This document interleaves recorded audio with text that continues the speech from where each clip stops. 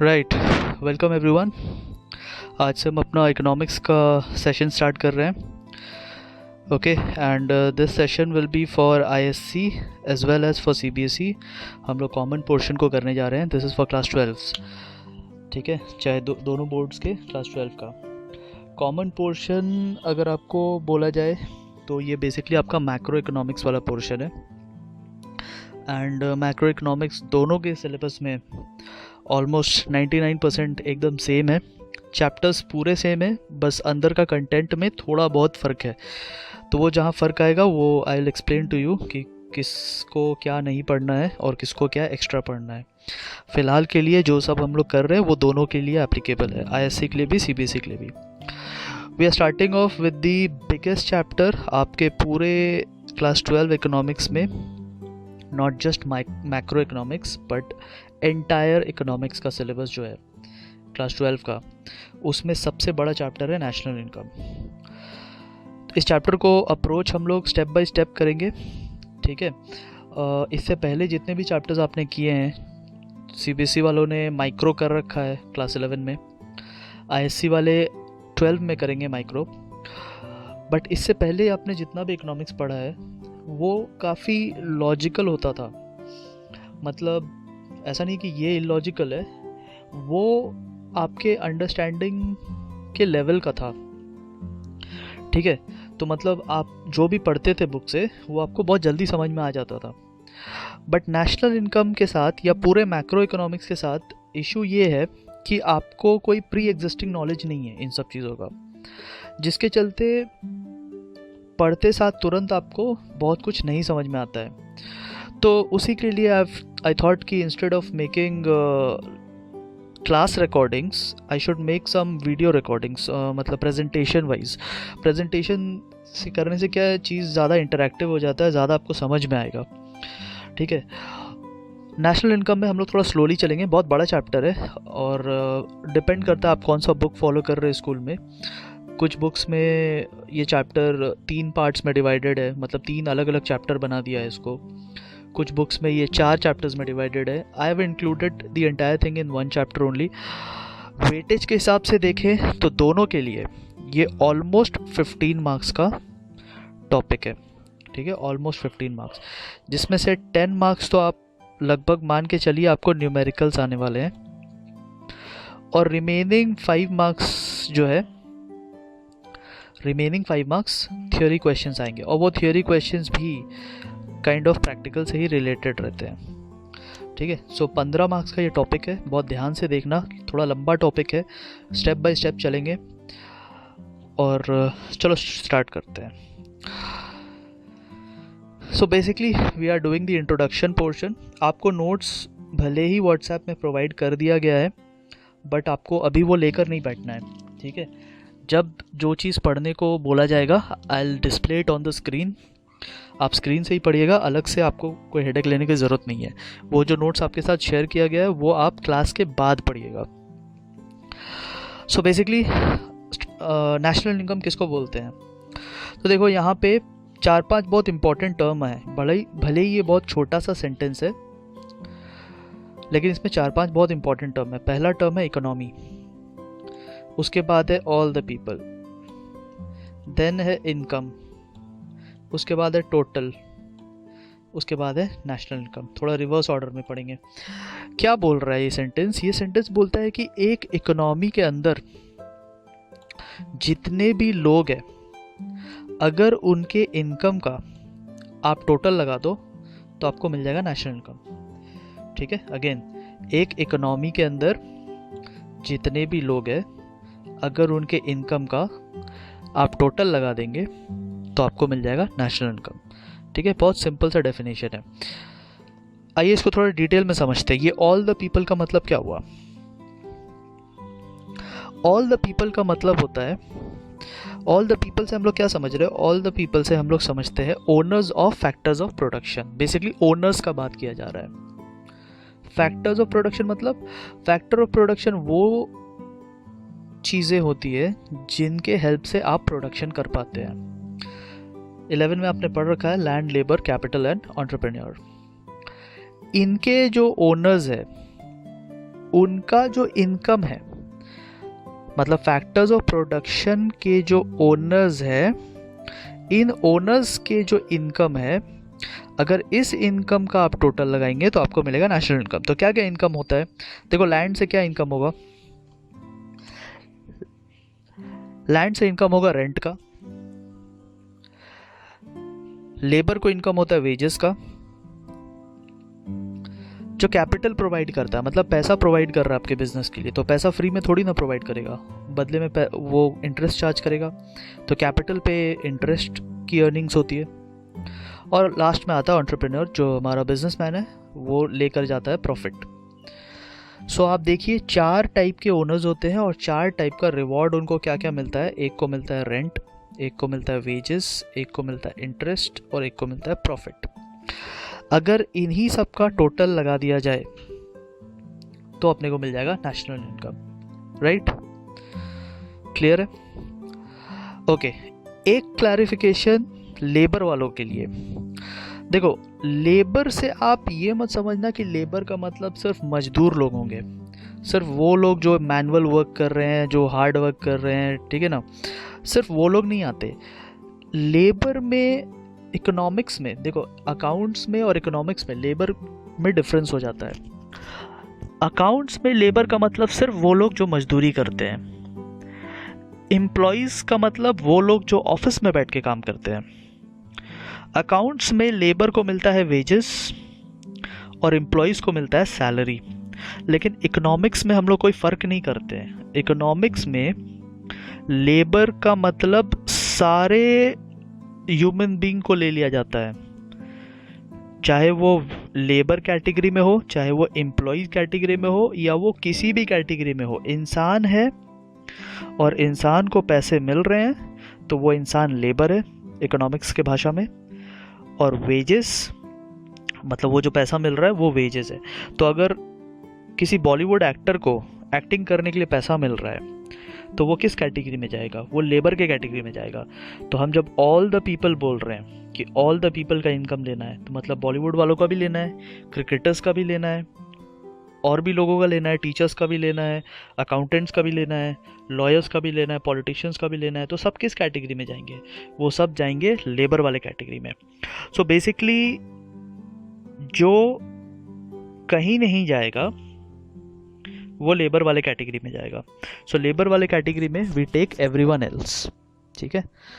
तो अगर रेंट है तब तो लैंड वाले कैटेगरी में जाएगा, इंटरेस्ट है तो कैपिटल वाले कैटेगरी में जाएगा, बिजनेस का ओनर है तो एंटरप्रेन्योर वाले कैटेगरी में जाएगा, और अगर कुछ भी नहीं है तो वो लेबर वाले कैटेगरी में जाएगा। ठीक है? सो ये जो पूरा पोर्शन था इंट्रोडक्शन का, एक बार फिर से रिपीट कर देते हैं। बेसिकली हम लोगों ने इसमें क्या डिस्कस किया? हम लोगों ने डिस्कस किया कि अगर इकोनॉमी के सारे लोगों का इनकम को टोटल कर दिया जाए तो उसको बोलते हैं national income. Basically it is the total of income, किनका? सारे लोगों का। ठीक है? क्या क्या इनकम होता है? ये सब रेंट, वेजेस, इंटरेस्ट, प्रॉफिट, ये सब होता है इनकम। ठीक है? आइए इसको नोट से एक बार देख लेते हैं। ये आपको नोट्स प्रोवाइड किया गया होगा।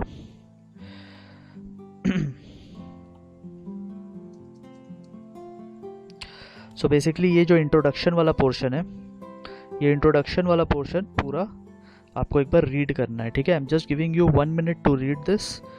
मेरे घड़ी के हिसाब से 9:21 हो रहा है शाम का, 9:21, 9:22 तक का टाइम है आपके पास। एक बार ये इंट्रोडक्शन पार्ट रीड करो। अभी जो समझाया है वही यहाँ पे लिखा हुआ है, एक बार इसको रीड करो।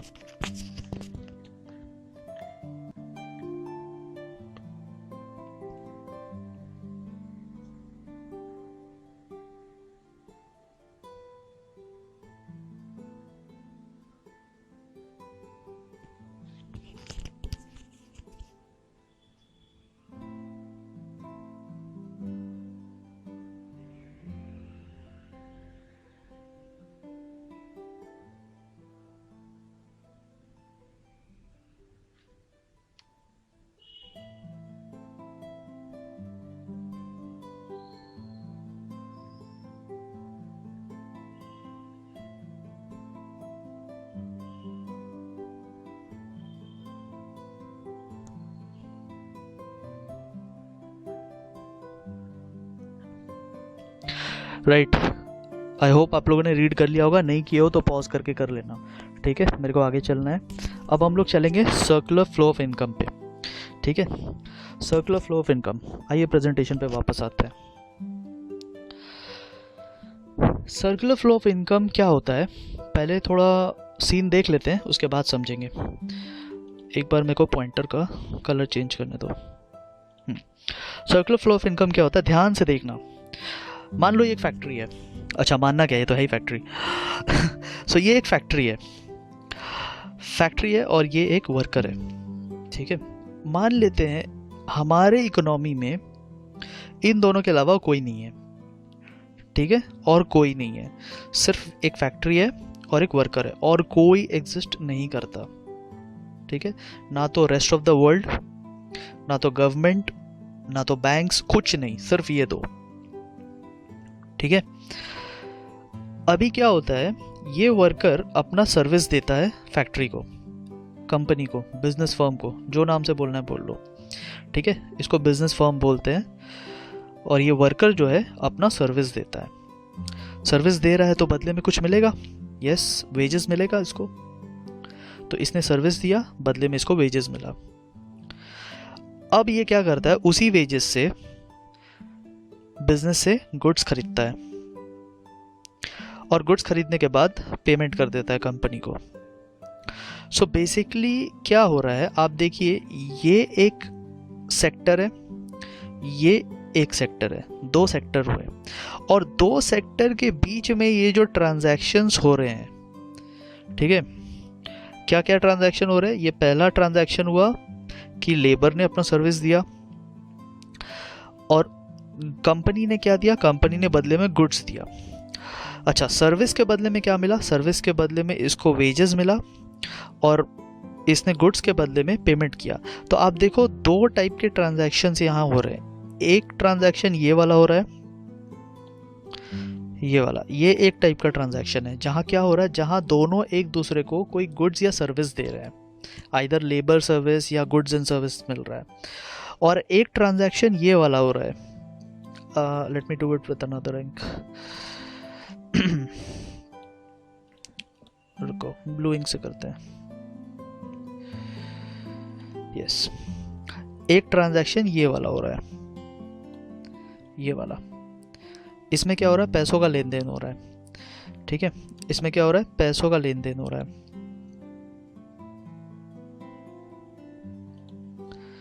ये जो ट्रांजैक्शन है, इसमें पैसों का लेन देन हो रहा है।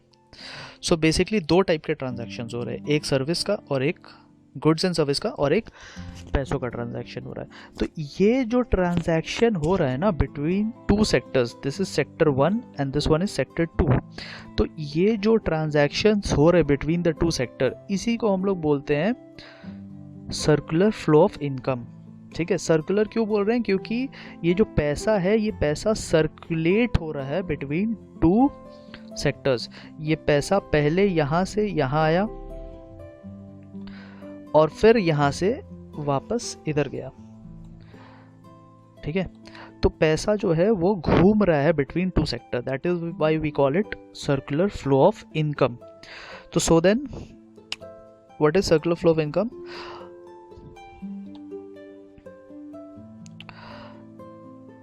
फ्लो ऑफ मनी या flow of income from one sector to other sector is called circular flow of income. अब ये सर्कुलर फ्लो होता है दो टाइप का। क्या क्या होता है? एक होता है रियल फ्लो और एक होता है मनी फ्लो, ठीक है।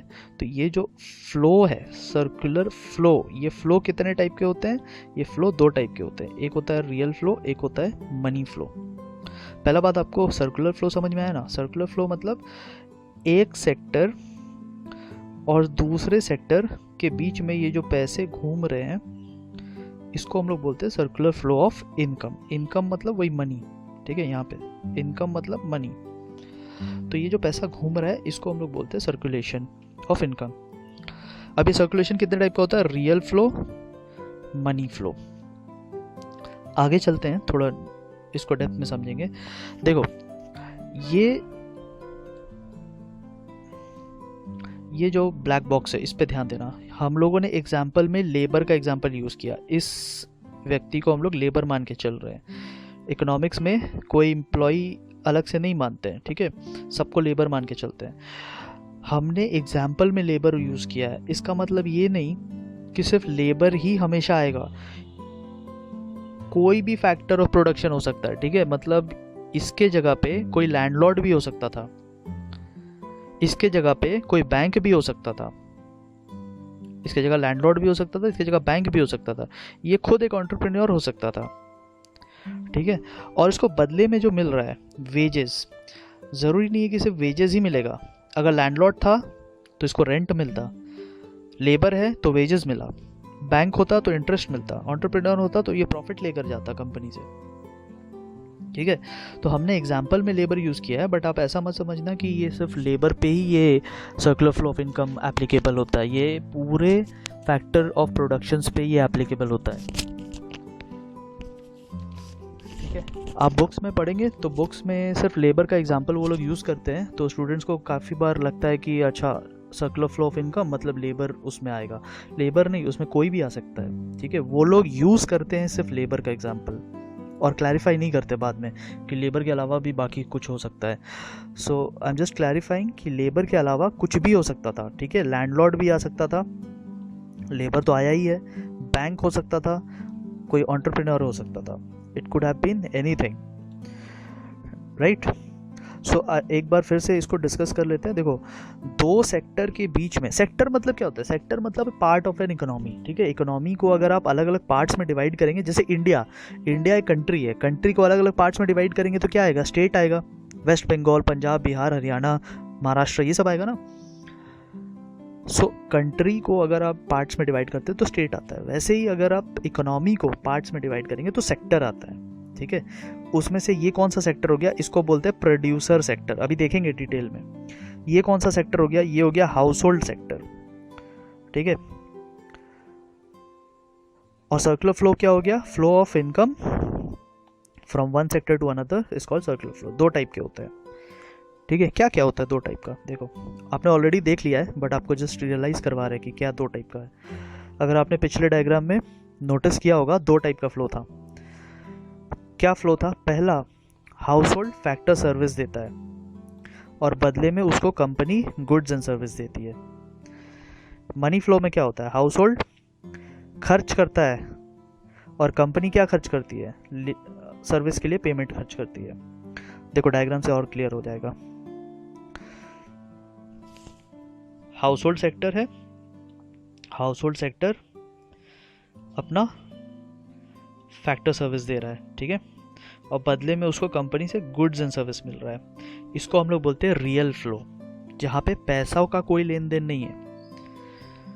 और यहाँ पे हम लोग बोलेंगे money flow. House hold sector, producing sector. House hold sector क्या कर रहा है? गुड्स खरीदने के लिए पैसा दे रहा है, और प्रोड्यूसिंग सेक्टर क्या कर रहा है? लेबर चार्जेस दे रहा है या फिर रेंट दे रहा है, ठीक है। बेसिकली फैक्टर पेमेंट कर रहा है। आइए एक बार डायग्राम में फिर से देखते हैं इसको। ये था डायग्राम। तो इसमें बताओ रियल फ्लो कहाँ हो रहा है? दिस इज रियल फ्लो, ठीक है, जहां एक ने लेबर सर्विस दिया, दूसरे ने गुड्स एंड सर्विस दिया। इसको बोलते हैं रियल फ्लो। मनी फ्लो, जहाँ पे पैसों का लेन देन हो रहा है, एक को वेजेस मिला, दूसरे को गुड्स के लिए पेमेंट मिला, इसको बोलते हैं मनी फ्लो। आई होप आपको real flow, money flow clear हो गया होगा, ठीक है। आइए थोड़ा नोट से इसको पढ़ते हैं। So circular flow of income क्या है? That I have already explain to you. यहाँ पे देखना ये वाला पोर्शन,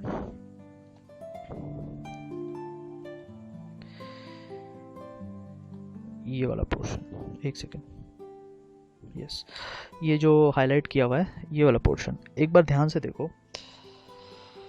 इसमें क्या बोल रहा है ना, इसमें इकोनॉमी कितने सेक्टर्स में डिवाइड हो सकता है वो बताया जा रहा है कि इकोनॉमी को कितने पार्ट्स में आप डिवाइड कर सकते हैं। कितने पार्ट्स में मतलब कितने सेक्टर में? तो जिसमें पहला पार्ट बोल रहा है प्रोड्यूसर सेक्टर, वही जो अपने देखे। दूसरा हाउस होल्ड सेक्टर, वो भी हमने देख चुके। गवर्नमेंट सेक्टर आएगा कहानी में, बाद में आएगा government sector, point number 3। Then point number 4 rest of the world, वो भी आएगा कहानी में। ये जो फिफ्थ वाला है ना, फिफ्थ वाले को I don't consider it as a separate sector, but fifth वाले को बुक्स कंसिडर करता है, ठीक है। बुक्स में देखोगे तो फिफ्थ सेक्टर एक बोलता है फाइनेंशियल सेक्टर को। I don't consider it as a fifth sector.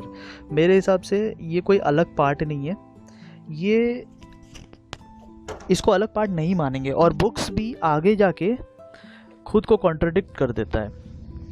आप देखिएगा आगे जाके, मतलब शुरू में वो लोग बोलते हैं कि financial sector is also a sector, it is also a part of an economy, लेकिन आगे जा करके वो लोग फाइनेंशियल सेक्टर को एक अलग पार्ट नहीं मानते हैं, ठीक है। They don't consider it as a separate part.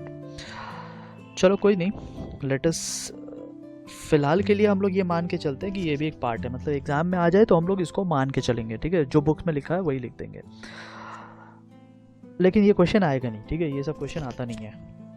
So basically यहाँ पे हम लोग 5 पार्ट्स देख रहे हैं, इकोनॉमी के 5 पार्ट्स को देख रहे हैं। क्या क्या वो पार्ट हो गए? Producer sector, house hold sector, government, rest of the world and financial sector, ठीक है।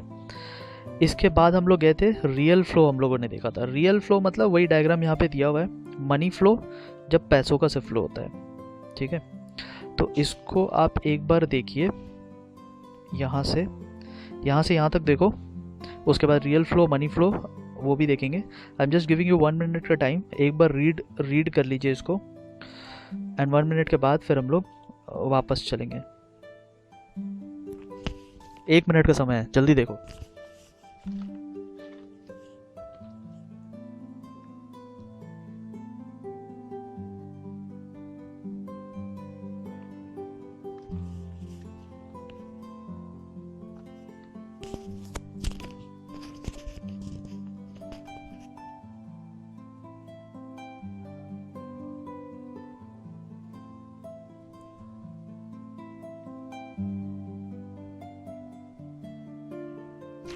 डन। अभी अगर नहीं की हो तो पॉज करके पढ़ लो, ठीक है, because I am forwarding it. ये था 2 सेक्टर में रियल फ्लो और मनी फ्लो।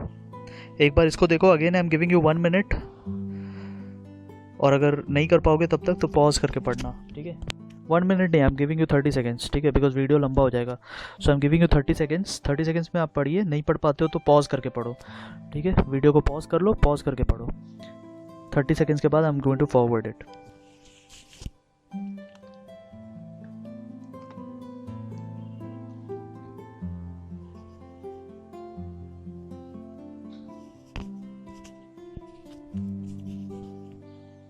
चलो आगे चलते हैं, ठीक है। अब हम लोग आते हैं वापस से यहाँ। ये जो एग्जांपल हम लोग देखे, यहाँ पे आपको कितने सेक्टर्स नज़र आ रहे हैं? यहाँ पे टोटल 2 सेक्टर्स नज़र आ रहे हैं। This is sector 1 and this is sector 2। 2 sector नज़र आ रहे हैं। ये प्रोड्यूसर सेक्टर था और ये हाउस होल्ड सेक्टर था। 2 सेक्टर अपने को नज़र आ रहा है। तो ये हमने ऑलरेडी डिस्कस कर लिया है, एक बार फिर से देख लेते हैं सिंस ये पार्ट ऑफ द सिलेबस है। 2 सेक्टर इकोनॉमी। 2 सेक्टर इकोनॉमी में एक साइड में रहेगा फर्म और दूसरे साइड में रहेगा हाउस होल्ड सेक्टर, ठीक है। तो सबसे पहले हाउस होल्ड सेक्टर जो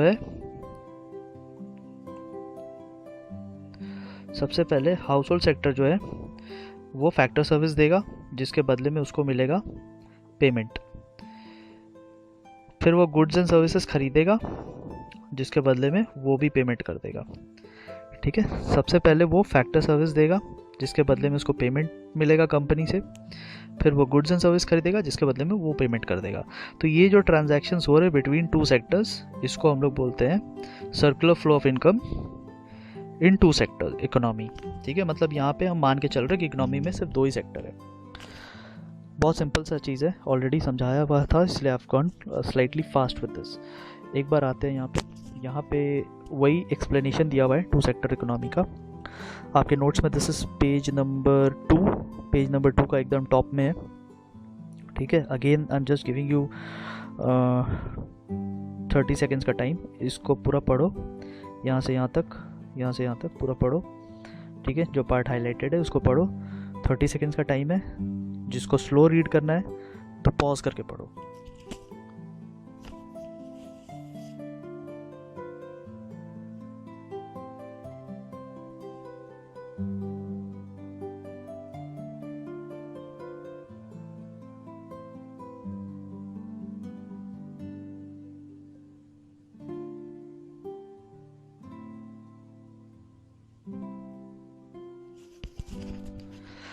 ओके, आगे चलते हैं।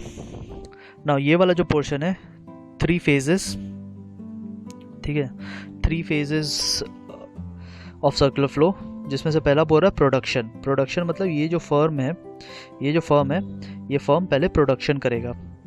फिर डिस्ट्रीब्यूशन फेज आता है। डिस्ट्रीब्यूशन फेज मतलब जहाँ पे ये फर्म पैसा देगा फैक्टर को फॉर इट्स फैक्टर सर्विस, ठीक है। यहाँ पे क्या होगा, यहाँ पे पैसा दिया जाएगा। कौन से पैसे? Rent, wages, profit, interest etcetera. पहला केसेस में प्रोडक्शन होता है गुड्स एंड सर्विसेज का।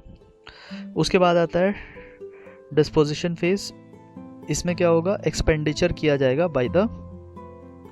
बाय दी हाउस होल्ड अपना एक्सपेंडिचर करेगा फॉर गुड्स एंड सर्विस। क्या ये बहुत इंपॉर्टेंट चीज़ है? नहीं, इसीलिए इसको जल्दी पार किए, ठीक है। इंपॉर्टेंट क्या है? ये वाला अजम्पशन इज़ वेरी इंपॉर्टेंट। अब देखो 2 सेक्टर इकोनॉमी में क्या क्या अजम्पशन हम लोग लेकर के चल रहे हैं, बहुत ध्यान से देखना। पहला अजम्पशन हम लोग ये लेकर के चल रहे हैं कि देयर आर ओनली 2 सेक्टर्स। अब आप सोचेंगे ये क्या मजाक हो रहा है, 2 सेक्टर इकोनॉमी में तो 2 सेक्टर होंगे, बट ये हमारा अजम्पशन है। देखो रियल लाइफ में थोड़ी 2 सेक्टर होता है, रियल लाइफ में तो 5 sectors according to your book होते हैं। ये 5 सेक्टर्स होते हैं रियल लाइफ में। देयर आर टोटल 5 सेक्टर्स, लेकिन हम लोग अज्यूम करके चल रहे हैं कि there will be only 2 sector. और कौन से वो 2 सेक्टर होंगे? Household and firm. तो ये भी मान के चल रहे हैं कि वो जो 2 सेक्टर होंगे वो हाउस होल्ड और फर्म ही होंगे, मतलब गवर्नमेंट नहीं हो सकता। यहाँ देखो 5 होता है ना, तो गवर्नमेंट नहीं हो सकता, रेस्ट ऑफ द वर्ल्ड नहीं हो सकता, सिर्फ पहला 2 को मानेंगे। क्योंकि 2 सेक्टर अगर बोलना है तो 2 सेक्टर तो किसी को भी ले लो 2, तो वो 2 सेक्टर हो जाएगा। तो 2 सेक्टर ऐसे नहीं कि किसी को भी ले लिए, सिर्फ फर्म एंड हाउस होल्ड को लेंगे। पॉइंट नंबर 2, हाउस होल्ड क्या कर रहा है? House hold factor services supply कर रहा है, और फर्म्स क्या कर रहा है? फर्म उसको हायर कर रहा है, मतलब पैसा देगा। बहुत इंपॉर्टेंट अजम्पशन है पॉइंट नंबर 3 कि हाउस होल्ड अपनी एंटायर इनकम को खर्च कर रहे हैं, ठीक है। मतलब अगर 1000 रुपये का सैलरी आ रहा है, 1000 रुपये का वेजेस आ रहा है, तो पूरा 1000 का गुड्स भी खरीदा जा रहा है। जितना पैसा आ रहा है उतना ही पैसा जाएगा, ये हम अज्यूम करके चल रहे हैं, ठीक है। फर्म्स के लिए भी वैसा ही कुछ अजम्पशन है कि फर्म्स सेल करते हैं ऑल दैट इज प्रोड्यूस। मतलब फर्म्स भी जितना कुछ बना रहा है वो 100% बेच देगा, कुछ भी स्टॉक में नहीं रखेगा, कुछ भी जमा करके नहीं रखेगा, सारा बेच देगा। तो हाउस होल्ड सारा इनकम खर्च कर रहा है और फर्म्स सारे गुड्स को बेच रहे हैं। और पॉइंट नंबर 5, ये थोड़ा नंबरिंग गलत हुआ है, ठीक है, 1 2 3 4 5 होना चाहिए, नंबरिंग गलत हो गया। देयर इज नो गवर्नमेंट और फॉरेन ट्रेड, ठीक है, क्योंकि हम लोगों ने अज्यूम कर लिया था कि there will be just household and firms, तो अभी हम लोग मान के चल रहे हैं कि कोई फॉरेन ट्रेड नहीं होगा, ठीक है, और गवर्नमेंट भी नहीं होगा, मतलब बाकी सारे सेक्टर्स को हम लोग इग्नोर कर रहे हैं। तो ये 5 अजम्पशंस था, ठीक है। ये थोड़ा नंबरिंग शायद आपको नोट्स जो मिलेगा उसमें नंबरिंग सही रहेगा, बट ये वीडियो पहले रिकॉर्ड हो रहा है तो नंबरिंग इसमें ऐसा आ गया, कोई बात नहीं। आई वॉज जस्ट चेकिंग कि आप लोग नंबरिंग सही समझ पा रहे कि नहीं। ओके, अब आते हैं, देखो यहाँ पर एक चीज़ देखना, हम लोगों ने क्या अज्यूम किया था। पॉइंट नंबर 3 देखो, पॉइंट नंबर 3 बोल्ड भी किया हुआ है, हाईलाइट भी किया हुआ है। पॉइंट नंबर 3 अजम्पशन का क्या बोल रहा था कि हाउस होल्ड अपने सारे इनकम को, एंटायर इनकम को खर्च करेगा, ठीक है। इसी से रिलेटेड है अपना नेक्स्ट डिस्कशन, और वो डिस्कशन है 2 सेक्टर इकोनॉमी, जहां पे फाइनेंशियल इंस्टीट्यूशंस आ जाते हैं, ठीक है। 2 सेक्टर विद फाइनेंशियल इंस्टीट्यूशन। अब देखो, अभी तक हम लोग क्या अज्यूम कर रहे थे? अभी तक हम लोग ये अज्यूम कर रहे थे कि अगर मेरे को 1000 रुपीज का वेजेस आ रहा है तो हम लोग क्या कर रहे हैं? एंटायर इनकम को खर्च कर रहे हैं, ये अज्यूम कर रहे थे कि अगर 1000 आ रहा है तो 1000 जा भी रहा है, ये हम लोग अज्यूम कर रहे थे। बट आप खुद ही सोचो, क्या रियल लाइफ में ऐसा होता है? रियल लाइफ में ऐसा होता है क्या? रियल लाइफ में क्या होता है कि आता है 1000, ठीक है, आता है 1000, और उसके बाद हम लोग क्या करते हैं? हम लोग करते ये है कि इस 1000 में से ₹200 सेव कर लेते हैं। मतलब we don't spend the entire income, हम लोग क्या करते हैं, हम लोग कुछ पार्ट को सेव कर लेते हैं। ₹200 मान के चलो कि हम लोगों ने सेव कर लिया, और बाकी का 800 का पेमेंट करते हैं अपने, ठीक है, बाकी का 800 का पेमेंट कर देते हैं। अब इसमें प्रॉब्लम क्या हो रहा है? प्रॉब्लम ये हो रहा है कि पहले आ रहा है ₹1000, फिर हम लोग ₹200 उसमें से सेव कर ले रहे हैं। अब ₹200 सेव कर लेंगे तो 800 ही खर्च कर पाएंगे। We can now spend only 800। इसका मतलब डिमांड मार्केट में कितने का जा रहा है? मार्केट में डिमांड जा रहा है सिर्फ ₹800 का। जाना कितने का चाहिए था? 1000, जा रहा है 800। मतलब कम हो गया, डिमांड कम हो गया। अच्छा, अगर डिमांड कम हो गया तो आपको नहीं लगता ये फर्म्स अपना प्रोडक्शन घटा देगी? ये बिजनेस फर्म्स अपना प्रोडक्शन कम कर देंगे, क्योंकि डिमांड कम हो गया ना। डिमांड ये एक्सपेक्ट कर रहे थे 1000 का आएगा, लेकिन इनको डिमांड आ रहा है सिर्फ 800 का। तो इनको जब कम डिमांड आ रहा है तो प्रोडक्शन भी कम करेंगे। अगर प्रोडक्शन कम करेंगे तो डोंट यू थिंक कि लेबर जो इनके पास काम करते हैं उसको भी जॉब से निकाल दिया जाएगा, लेबर कम कर दिया जाएगा। बिकॉज जब प्रोडक्शन कम करना है तो लेबर रख के क्या करेंगे? जब काम ही कम हो रहा है तो लेबर ज़्यादा रख के क्या करना है? तो लेबर को हटा दिया जाएगा। अगर लेबर को हटा दिया जाएगा तो अगली बार कम पैसा जाएगा मार्केट में, ₹800 ही जाएगा अगला बार। पहला बार आया था 1000, अब की बार 800 जा रहा है ना। अब 800 गया, उसमें से फिर हम लोग कुछ सेव कर लेते हैं। लेट्स से अगेन 200, फिर से ₹200 सेव कर लिए। अब ₹200 सेव कर लिए और वापस हम लोग कितना भेज रहे हैं? वापस हम लोग भेज रहे हैं 600, ठीक है। ₹200 सेव करके अब हम लोग भेज रहे हैं 600। अगर 600 अगर हम लोग भेज रहे हैं मतलब डिमांड और कम हो गया, तो डिमांड और कम हो गया तो प्रोडक्शन और कम हो जाएगा। प्रोडक्शन और कम हो जाएगा तो लेबर और जॉब से निकाल दिए जाएंगे। बिकॉज प्रोडक्शन कम हो रहा है तो लेबर रख के क्या करेंगे? तो लेबर फिर से कम हो जाएगा। तो अब की बार मार्केट में कितना जाएगा? अब की बार मार्केट में 600 जाएगा, 600, ठीक है। एक सेकेंड, छोड़ो हटाओ इसको। अब की बार 600 जाएगा। सो आई होप आप समझ रहे होंगे कि कहानी जा कहाँ रहा है। कहानी यहाँ जा रहा है कि स्टार्टिंग हमने 1000 से किया था, फिर 800 पे आए, फिर 600 पे आए, और ये साइकिल चलता जाएगा। ये क्या हो रहा है? ये बेसिकली ये हो रहा है कि हमारा जो इकोनॉमी था जिसमें सर्कुलर फ्लो ऑफ इनकम हो रहा था, उस फ्लो में से पैसा सेविंग्स के वजह से सर्कुलेशन से बाहर चला जा रहा है और हमारी इकोनॉमी का साइज छोटा होते जा रहा है। वी स्टार्टेड विद 1000, सेविंग्स हो गया 200 का, अब इकोनॉमी का साइज रह गया 800। मतलब सर्कुलेशन में सिर्फ 800 रह गया, ₹200 सर्कुलेशन से बाहर। फिर 800 का पेमेंट गया तो फिर 200 सेव कर लिए सेकेंड टाइम। अब सर्कुलेशन में सिर्फ 600 है। तो इसमें क्या हो रहा है? सर्कुलेशन में पैसा कम होते चला जा रहा है स्टेप बाय स्टेप। मतलब हर राउंड के बाद पैसा कम होते चला जा रहा है।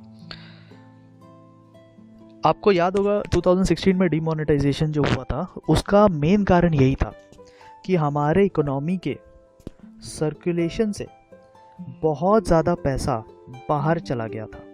वो पैसा को वापस इकोनॉमी में लाने के लिए डिमोनेटाइजेशन किया गया था। ओके, तो इस चीज़ को कैसे रोका जाए? ये जो सर्कुलेशन से बाहर जा रहा है पैसा, इसको कैसे रोका जाए? इसका एक बहुत सिंपल सा इलाज है कि एक फाइनेंशियल सेक्टर का हेल्प किया जाए। फाइनेंशियल सेक्टर मतलब बैंक। मान लो बैंक के अलावा भी होते हैं, बट हम लोग बैंक मान के चलते हैं। आपको जो ₹1000 आ रहा था, आप क्या कर रहे थे? ₹200 सेव कर रहे थे, बट सेव कहाँ कर रहे थे? अपने घर पे कर रहे थे। अभी अपने घर पे नहीं, अभी आप क्या करेंगे? अभी बैंक को दे देंगे। वो ₹200 आप बैंक को दे देंगे और बाकी ₹800 आप यहाँ पहुँचा देंगे फर्म के पास। फर्म को पैसे का ज़रूरत होगा, मतलब बैंक्स क्या करेगा? बैंक्स बेसिकली इन्वेस्टमेंट करेगा लोन के फॉर्म में, और वो ₹200 जो आपने सेव कर लिया था वो ₹200 यहाँ पहुँच जाएगा। तो सर्कुलेशन से पैसा बाहर जाने को हम लोग रोक सकते हैं फाइनेंशियल सेक्टर की मदद से। That is why I don't treat it as a separate sector. ये एक हेल्पर है बीच में, ये कोई अलग सेक्टर नहीं है, ये एक हेल्पर है, ठीक है। दैट इज़ वाई आप अगर हेडिंग भी पढ़ेंगे, नॉट जस्ट हियर, अपने बुक में भी पढ़ेंगे तो ऐसा लिखा रहता है 2 sector economy with financial institutions या फाइनेंशियल सेक्टर, मतलब 2 सेक्टर प्लस दिस, ये कोई अलग सेक्टर नहीं हुआ। तो आप, आई होप आप समझ रहे होंगे कि पहले जब सेविंग्स करते थे तो पैसा बाहर चला जाता था सर्कुलेशन से, अब वो चीज़ नहीं हो रहा है, अब पैसा फाइनेंशियल सेक्टर की मदद से सर्कुलेशन में ही रह रहा है, it is not going out of our economy. तो जब डिमोनेटाइजेशन भी हुआ था तो सब पैसों को बोला गया था कि बैंक में जाके डिपॉजिट करो अपने घर से। बहुत लोगों ने तो इलीगली कैश जमा किया था, जो लीगली भी कैश जमा कर रहे थे, सेव कर रहे थे, अगर घर पे सेव करते हैं ना तो वो इकोनॉमी से बाहर चला जाता है, सर्कुलेशन से बाहर चला जाता है। तो उसको वापस सर्कुलेशन में लाने के लिए सारे पैसों को डिपॉजिट करने बोला गया था बैंक में। This is one of the main reason, ठीक है। सो ये था 2 सेक्टर इकोनॉमी विथ सेविंग्स, ठीक है, with savings with financial institutions. अच्छा देखो, एक चीज़ समझना, जो पैसा बाहर लेकर जा रहे थे, 200 रुपये जो हम लोग बाहर लेकर जा रहे थे, उसको हम लोग क्या बोलते हैं? उसको हम लोग बोलते हैं लीकेज। इकोनॉमिक्स के भाषा में उसको बोलते हैं लीकेज। और ये जो इन्वेस्टमेंट हो रहा था, मतलब बाद में हम लोगों ने क्या किया, बाद में हम लोगों ने बैंक को देना स्टार्ट कर दिया, और बैंक्स फिर जो इन्वेस्टमेंट कर रहे थे 200 का, इस 200 को क्या बोलते हैं? इस 200 को बोलते हैं इंजेक्शन, ठीक है। तो ये जो पहला वाला 200 था जो बाहर जा रहा था इकोनॉमी से, इसको बोलते थे लीकेज, और ये जो 200 इन्वेस्ट होके आ रहा है इसको हम लोग बोलते हैं इंजेक्शन, ठीक है। ये सब आपके नोट्स में दिया हुआ है। This is basically the paragraph जिसका हम अभी डिस्कशन कर रहे थे, व्हेन सेविंग्स आर इंट्रोड्यूस्ड, ठीक है। व्हेन सेविंग्स आर इंट्रोड्यूस्ड तब क्या होता है, जो रीज़न एंड ऑल वो सब यहाँ पे लिखा हुआ है, ठीक है। एक बार आप पॉज करके पढ़ो, I am just giving 15 seconds, pause करो, ढंग से पढ़ो, then I will have to move ahead, ठीक है। पॉज करके पढ़ लो।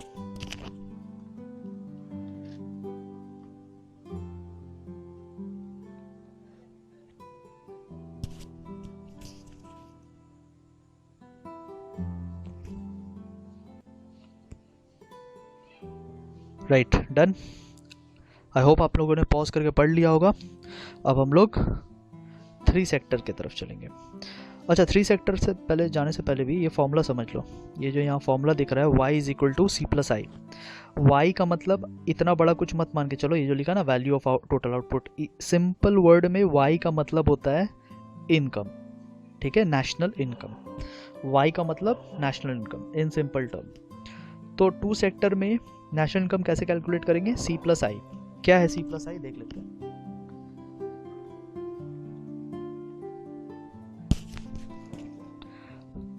सेविंग्स को हम लोगों ने दिया था बैंक में, कितना दिया था? 200, ठीक है। और बाकी हम लोगों ने कंजम्पशन एक्सपेंडिचर किया, मतलब अपने कंजम्पशन पे एक्सपेंडिचर किया था 800 का, ठीक है, 800 का। अब ये जो बैंक है, ये बैंक इन्वेस्टमेंट कर देती है 200 रुपए का, ठीक है। ये जो बैंक है ये इन्वेस्टमेंट कर देती है 200 रुपए का, 200, ठीक है। ये 200 कहाँ से आया? ये यही वाला 200 है, ये जो हमने बैंक को दिया, बैंक ने यहाँ दे दिया। तो नेशनल इनकम मतलब सर्कुलेशन में कितना रहा? सर्कुलेशन में ये 200 रहा बैंक वाला, ये 200, और यहाँ वाला 800, ठीक है, 800। टोटल कितना हो गया? 1000। सो देखो, हमने पैसा लीक होने से बचा लिया, ठीक है, पैसा लीक होने से बच गया 1000 पूरा। तो कैसे निकला ये 1000? कैसे आया ये 1000? आया इस 200 को लेकर, जिसको हम लोग बोलेंगे इन्वेस्टमेंट एक्सपेंडिचर, इन्वेस्टमेंट, और इस 800 को लेकर, जिसको हम लोग बोलेंगे कंजम्पशन एक्सपेंडिचर, जो कंजम्पशन के लिए खर्च किया गया, कंजम्पशन एक्सपेंडिचर, ठीक है। तो अगर आप इन्वेस्टमेंट एक्सपेंडिचर और कंजम्पशन एक्सपेंडिचर को ऐड कर देंगे तो आपको मिल जाएगा कितना मनी सर्कुलेशन में है। अब यहाँ जो टर्म दे रखा है वैल्यू ऑफ टोटल आउटपुट, इसको देख के ज़्यादा घबराओ मत।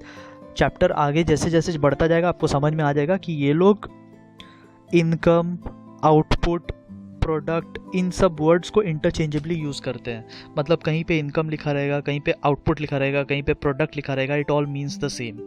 ठीक है, so this is it.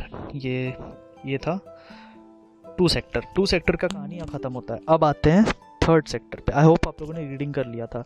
I am going to the third sector. Three sector. तो थ्री सेक्टर में बेसिकली पहले की कहानी वैसे ही होने वाली है। ये अपना पहला सेक्टर था प्रोड्यूसर, ये अपना दूसरा सेक्टर था हाउस होल्ड। अब यहाँ पे एक तीसरा सेक्टर आ गया गवर्नमेंट। देखो यहाँ पे फाइनेंशियल सेक्टर है but they are not calling it fourth sector.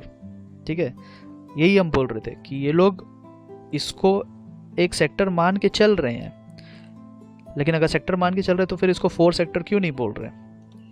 ठीक है, तो अपने ही बात को खुद ही कॉन्ट्राडिक्ट कर रहे हैं वो लोग। दैट इज़ वाई मैं इसको कोई अलग सेक्टर नहीं मान के चलता। ओके, 3 सेक्टर है यहाँ पे। देखो पहले का कहानी जो था वो वैसे ही चलेगा। एक बार एग्जांपल से समझते हैं। मान लेते हैं फर्म ने दिया कितना, अगेन 1000। फर्म ने दिया 1000, हम लोगों ने बैंक में जमा करा दिए 200 रुपये। ठीक है, बैंक में जमा करा दिए 200 रुपये। और ये जो इनकम हुआ था 1000 रुपये का जो इनकम हुआ था, इस इनकम पे हम लोगों ने टैक्स भर दिया गवर्नमेंट को। टैक्स कितने का भर दिया, मान लेते हैं 100 रुपये का टैक्स भर दिया। तो देखो पूरा कहानी समझो, 1000 रुपये आया था, 200 रुपये जमा कर दिए, 100 रुपये का टैक्स भर दिए, बचा कितना 700 रुपये हो गया अपना कंजम्पशन एक्सपेंडिचर। 700 रुपीज़ हम लोगों ने इधर ट्रांसफ़र कर दिया। अब ये जो 700 आया कंपनी को, तो कंपनी भी तो उसमें से टैक्स देगी, कंपनी भी तो टैक्स देने वाली है। कंपनी ने भी मान लो 100 रुपीज़ का टैक्स दिया। ठीक है, और एज़ यूजुअल फाइनेंशियल सेक्टर ने इन्वेस्टमेंट कर दिया, उसी 200 रुपये का इन्वेस्टमेंट कर दिया। तो अभी यहाँ इनकम कैसे निकलेगा, वाई कैसे निकलेगा, वाई मतलब इनकम कैसे निकलेगा, consumption expenditure plus investment expenditure plus, since ये थर्ड सेक्टर है, 3 सेक्टर है, तो इसमें तीसरे वाले का भी आपको इनकम लेना पड़ेगा। अच्छा, कंजम्पशन कितने का हुआ था, 700 का हुआ था, मतलब 700 आया था यहाँ पे, लेकिन उस 700 में से तो 100 निकल भी गया टैक्स में, तो बेसिकली बचा कितना, 600 बचा। 700 आया था, 700 में से तो 100 टैक्स में चला गया, कंपनी ने टैक्स पे कर दिया, तो बचा 600। इन्वेस्टमेंट एक्सपेंडिचर, बैंक कितना दे रहा है, बैंक दे रहा है 200। और गवर्नमेंट का क्या इनकम हो रहा है, देखो 100 रुपया पहले आया था कस्टमर से, हाउस होल्ड से, और 100 रुपये बाद में आया कंपनी से, तो टोटल 200 आया। तो 600, 200 और 200, टोटल 1000 रुपये का हिसाब मिल गया अपने को। ठीक है, इस तरीके से एक 3 सेक्टर इकोनॉमी फंक्शन करती है। अब देखो गवर्नमेंट का क्या क्या काम है। गवर्नमेंट का काम है टैक्स लेना दोनों से, गवर्नमेंट दोनों से टैक्स लेती है, क्योंकि दोनों इनकम कर रहे हैं, एक को वेजेस मिल रहा है, एक को गुड्स के लिए पैसा मिल रहा है, तो दोनों इनकम कर रही है, दोनों टैक्स देंगे। गवर्नमेंट दोनों को क्या क्या देती है, गवर्नमेंट देती है subsidy. What is subsidy, subsidy is a financial help. बहुत बार गवर्नमेंट बोलती है ऐसा कि अगर आप बैकवर्ड रीजन में जाके फैक्ट्री सेटअप करेंगे तो आपको गवर्नमेंट आधा खर्चा देगा फैक्ट्री सेटअप करने का। मतलब अगर फैक्ट्री सेटअप करने में 10 लाख का खर्चा आ रहा है मान लो, तो 5 लाख गवर्नमेंट देगा। This 5 lakh is called subsidy. It is a financial help from the government. और यहाँ पे क्या लिखा हुआ है, ट्रांसफ़र पेमेंट। ट्रांसफ़र पेमेंट का मतलब होता है वन साइडेड पेमेंट, ऐसा पेमेंट जिसके बदले में आपको कुछ नहीं करना पड़ेगा। जैसे सैलरी, सैलरी क्या होता है, सैलरी वो होता है जिसके बदले में आपको कुछ करना पड़ेगा। You have to work first and then you will get salary. पर ट्रांसफ़र पेमेंट के केस में आपको काम नहीं करना पड़ेगा। ठीक है, जैसे गांव में बहुत सारे लोगों को अनएम्प्लॉयमेंट, मतलब सिंस वो लोग अनएम्प्लॉयड है तो उनको बहुत सारे स्कीम्स होते हैं गवर्नमेंट के, तो उसमें गवर्नमेंट उनको अनएम्प्लॉयमेंट पैसे के लिए मनी देती है, बेसिकली अनएम्प्लॉयड होने का मनी देती है, उसको हिंदी में बेरोज़गारी भत्ता बोलते हैं, इंग्लिश वाला उसको term unemployment kind of gratuity है, ठीक है, काइंड ऑफ ग्रेचुइटी है, जो मतलब गवर्नमेंट विदाउट एनी सर्विस उनको पैसा देती है। एक और एग्जांपल हो गया पेंशन। पेंशन होता है रिटायरमेंट के बाद, आपको काम नहीं करना पड़ता, ऐसे ही पैसा मिल रहा है, that is called transfer payment, ठीक है, that is called transfer payment. So unemployed होने के लिए, अनएम्प्लॉयमेंट झेलने के लिए आपको जो पैसा दिया जाए, अलाउंस बोलते हैं उसको, ठीक है, अनएम्प्लॉयमेंट अलाउंस, अनएम्प्लॉयमेंट अलाउंस बोलते हैं, और या फिर पेंशन हो गया। तो ऐसा खर्चा जो वन साइडेड है, जिसके बदले में कोई पेमेंट नहीं करना पड़े, उसको बोलते हैं ट्रांसफ़र पेमेंट। आई होप आपको ये समझ में आया होगा। नहीं समझ में आया तो रिवाइंड करके देखो, ठीक है, बार बार देखो, समझ में आ जाएगा। यहाँ पे वही चीज़ लिखा हुआ है पूरा 3 सेक्टर इकोनॉमी के बारे में। This is the total explanation of 3 sector economy. इसको फुल स्क्रीन कर देते हैं, वेट, फुल स्क्रीन, ठीक है। तो ये 3 सेक्टर इकोनॉमी, एक बार इसको देखो। I am giving you 10 seconds, pause करके पढ़ लीजिए। 10 सेकेंड्स के बाद I am going to remove this.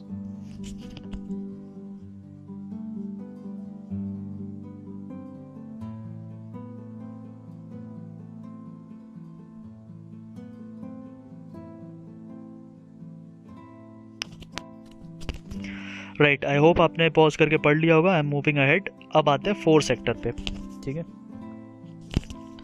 चलते हैं 4 सेक्टर पे। 4 सेक्टर में बेसिकली अब रेस्ट ऑफ द वर्ल्ड भी आ जाता है, ठीक है। पहला तो हमने देख लिया था, this was first, this was second, this was third and this is 4th sector, ठीक है। देखो अभी भी 5th सेक्टर नहीं बोल रहा है इसको, वहाँ पे बोल दिया था 5th सेक्टर, बट अभी इसको नहीं कंसिडर कर रहे बोलो। 5th sector, sorry 4th sector, इसमें आ जाता है रेस्ट ऑफ द वर्ल्ड, ठीक है। रेस्ट ऑफ द वर्ल्ड के साथ कैसा ट्रांजैक्शन होता है अपना, इंपोर्ट करते हैं। अच्छा, इंपोर्ट में तो गुड्स आता है ना अपने पास, तो यहाँ एरो ऐसा क्यों बनाया हुआ है, इस टाइप का एरो क्यों बनाया हुआ है, ये तो विदेश जा रहा है इंपोर्ट, और एक्सपोर्ट में ऐसा एरो क्यों बनाया हुआ है, इंपोर्ट में तो गुड्स आता है, तो फिर ऐसा एरो क्यों। देखो यहाँ पे एरो जो है वो पैसों के हिसाब से बनाया हुआ है, ठीक है। सर्कुलर फ्लो जो हम लोग पढ़ते हैं वो मनी के हिसाब से पढ़ते हैं, सर्कुलर फ्लो जो अपने पढ़ते हैं वो मनी के हिसाब से पढ़ते हैं। दैट इज़ वाई जो एरो बनाया हुआ है वो मनी के फ्लो के हिसाब से बनाया हुआ है। इंपोर्ट करने के टाइम गुड्स भले ही देश में आता है लेकिन पैसा देश से जाता है। इंपोर्ट करने के टाइम गुड्स भले ही देश में आता है लेकिन पैसा देश से चला जाता है। दैट इज़ वाई इंपोर्ट का एरो आपको दूसरी तरफ घुमा हुआ मिलेगा। एक्सपोर्ट करने के टाइम गुड्स देश से बाहर जाता है लेकिन पैसा देश के अंदर आता है। दैट इज़ वाई यहाँ पे आपको इस तरीके का एरो दिखेगा, राइट। अच्छा, एक्सपोर्ट को जो है एक्स वर्ड से डिनोट करते हैं, एक्स लेटर से डिनोट करते हैं, और इंपोर्ट को एम लेटर से डिनोट करते हैं।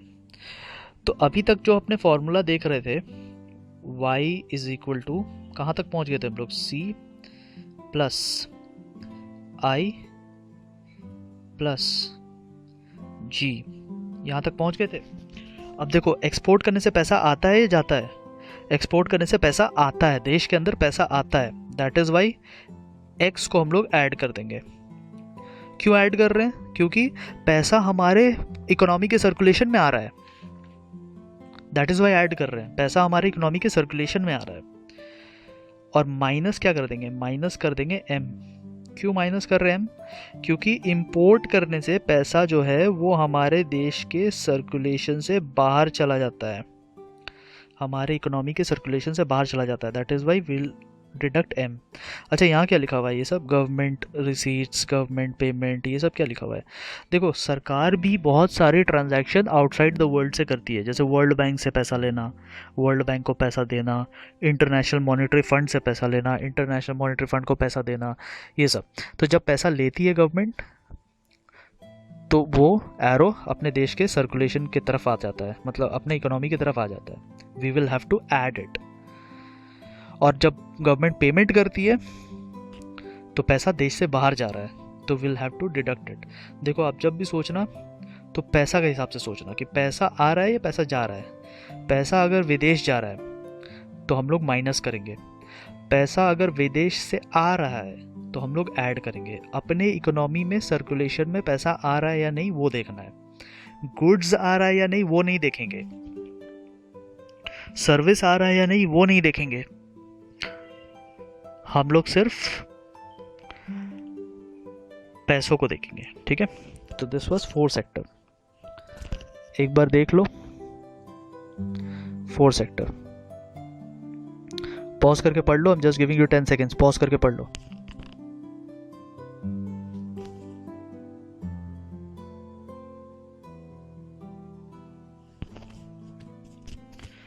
राइट, आई होप पॉज करके पढ़ लियो। नीचे एक लास्ट थोड़ा सा डिस्कशन किया हुआ है इंजेक्शन और लीकेज के बारे में। आई have already explained you. Savings का मतलब लीकेज होता है, बिकॉज सेविंग्स करने से अगर हम बैंक में सेविंग नहीं करें, अगर पर्सनली घर पे सेविंग्स करने लगे तो पैसा सर्कुलेशन से बाहर चला जाएगा।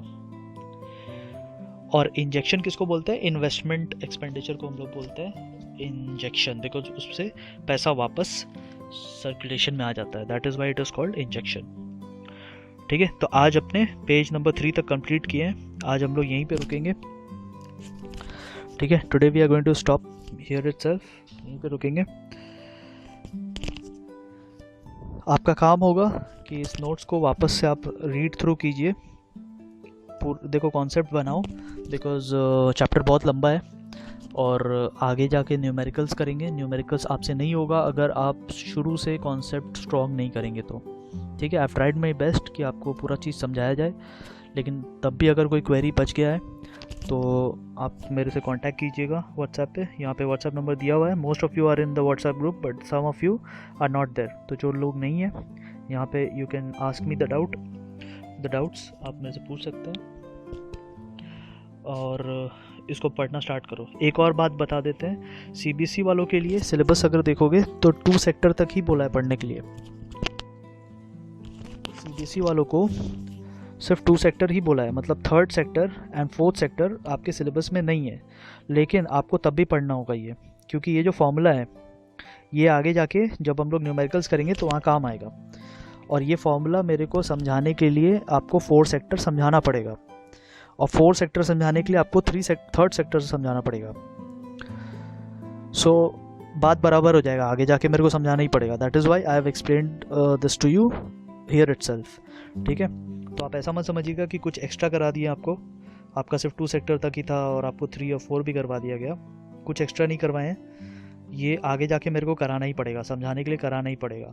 बहुत से लोग स्किप कर देते हैं, बट मेरे को लगता है कि ये फॉर्मूला समझाने के लिए स्किप करना ज़रूरी नहीं है, मतलब आपको करना ज़रूरी है। तो आप एक बार इसको पढ़िए, पूरा पेज 1, 2 and 3 गो थ्रू कीजिए अच्छे से। और नोट्स अगर नहीं मिला है तो स्क्रीन पे ये नंबर दिख रहा है, इस नंबर पे कांटेक्ट करो। जो लोग व्हाट्सएप ग्रुप में हैं उनको मिल ही गया होगा, जो लोग नहीं व्हाट्सएप ग्रुप में हैं आप कांटेक्ट कीजिए मेरे को। ठीक है, चलो बंद करते वीडियो। ठीक है।